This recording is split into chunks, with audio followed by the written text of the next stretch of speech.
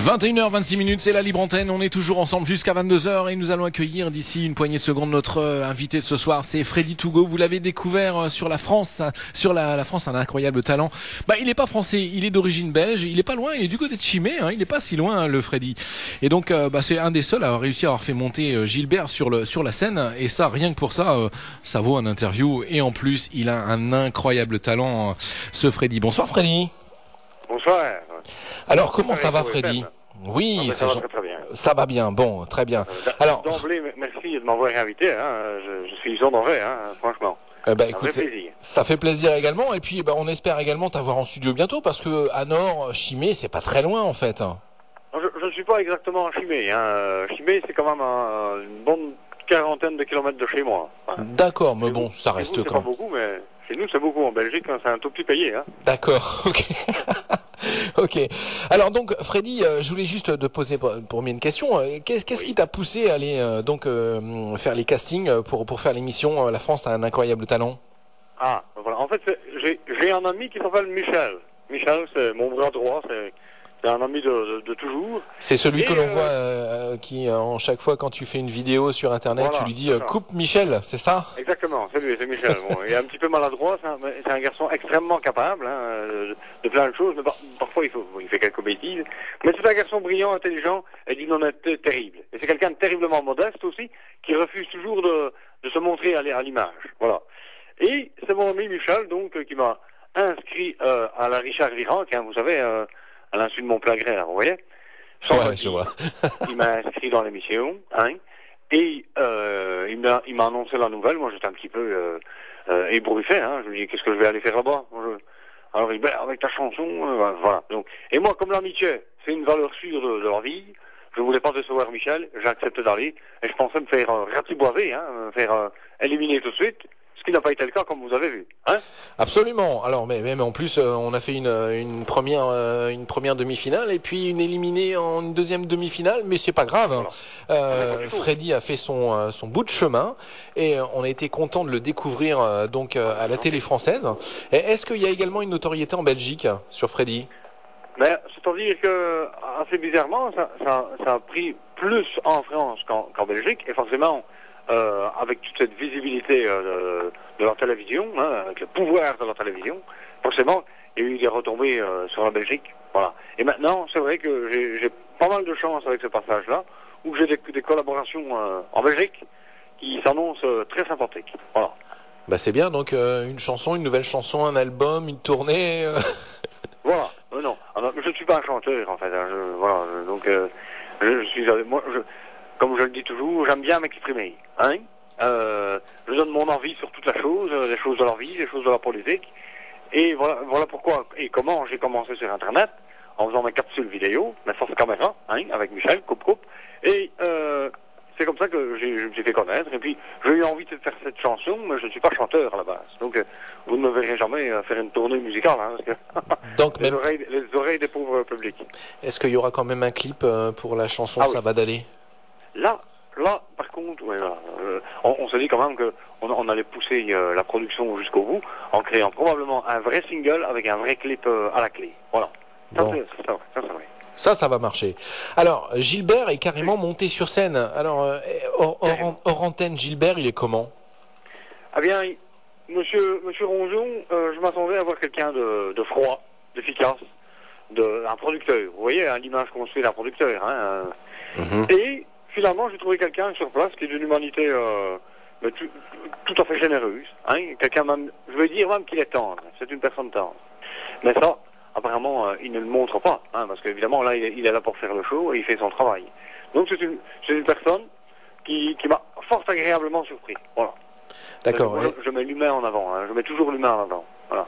Et est-ce que on a entendu un moment dans l'émission que peut-être il allait donner un coup de main, il allait vous donner un coup de main un petit peu pour sortir quelque chose, etc. Est-ce qu'il a tenu sa promesse? Eh bien, c'est-à-dire que apparemment, le personnage lui a plu, mon intervention l'a séduite, et pas l'a séduit, non, c'est un garçon. Mon intervention l'a séduit.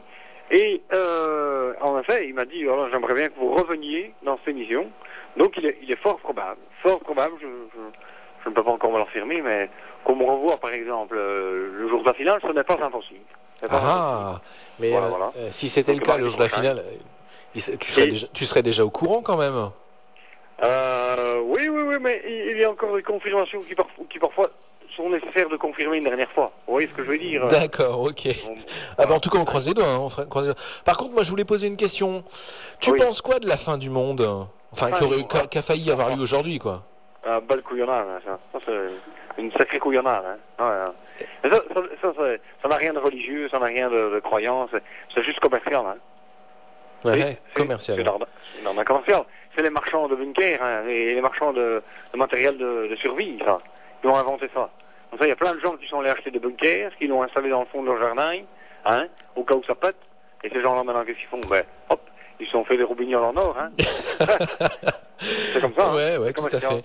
Et est-ce que cette fameuse amplification médiatique de ce phénomène, il est aussi important en Belgique qu'en France? Parce qu'en France, ça fait la une de l'actualité depuis 8 jours, on n'entend que ça, quoi.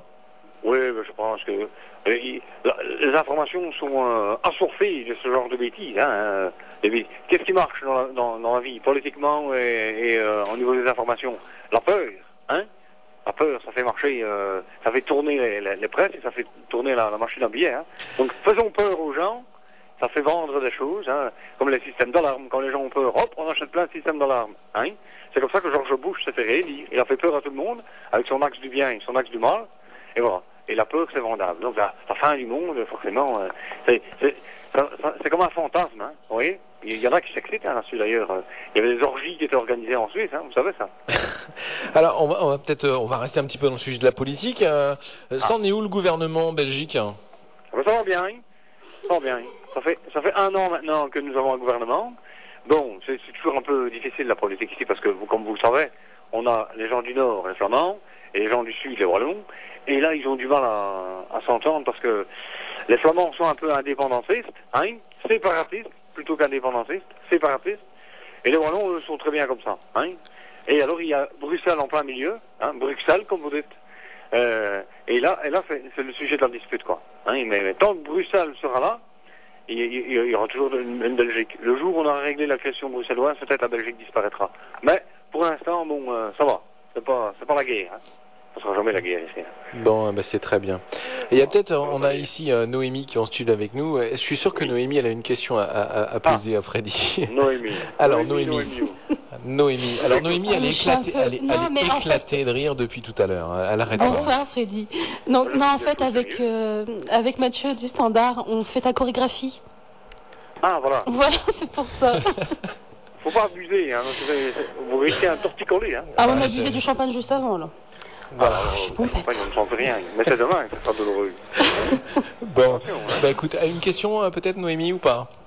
Est-ce qu'on a peut-être des auditeurs qui vont laisser des questions? C'est pas une question, j'ai là tout de suite et je lui demandais s'il voulait venir au studio. Là, tout de suite, non, pas tout de suite, mais prochainement. Prochainement? Ouais, parce que il y a des personnes qui veulent des autographes, qui veulent des photos de toi et moi aussi. Allez. Et puis Mathieu aussi. Alors donc... Oui. On peut organiser ça. Oui, on organise ça, ouais. On se recontacte donc au mois de janvier et puis on s'organise ça? Avec plaisir, il y aura moyen d'organiser ça. J'ai une question de Juline. Une question donc d'un auditeur, ouais.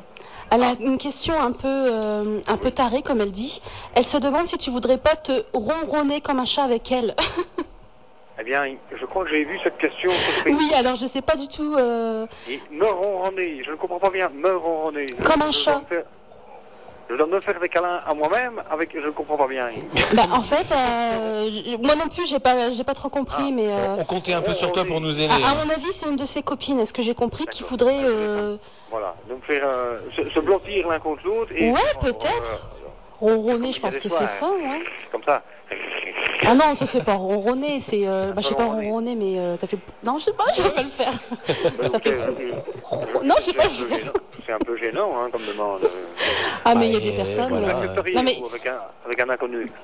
Est-ce que vous accepteriez de ronronner? Avec un inconnu? Non. Ah, mais vous pouvez me tutoyer. Non, mais j'aime bien de vous voyer, c'est un vous poli, hein, c'est un vous charmant. Hein. Oui. Voilà. Alors moi j'ai bien aimé parce qu'il y a pas mal d'auditeurs qui ont laissé des messages très sympas. Je sais pas si Freddy les a vus, mais voilà, comme quoi Freddy déconstipe la crise, ça j'aime bien. Ah. Voilà, Oui. voilà. Donc il y a des choses comme ça que j'aime bien dans les différents commentaires. Et Il y moi a je trouve des ça bien. personnes qui, Et je dis et je dirai toujours, rions. Voilà, ça fait du bien. Ah bien sûr, c'est le meilleur des médicaments, hein, n'est-ce pas? Voilà, absolument. Voilà. Voilà. Donc en attendant, merci beaucoup Freddy, on se tient au courant évidemment. Et puis, comme c'est le cas à chacun des interviews qui a lieu ici, les 30 dernières secondes sont pour Freddy. Voilà, c'est à Freddy. Alors Freddy, les 30 dernières secondes, c'est à vous de jouer. Ça va, c'est une surprise. Je ne m'attendais pas à devoir faire un discours improvisé. Mais bon, voilà.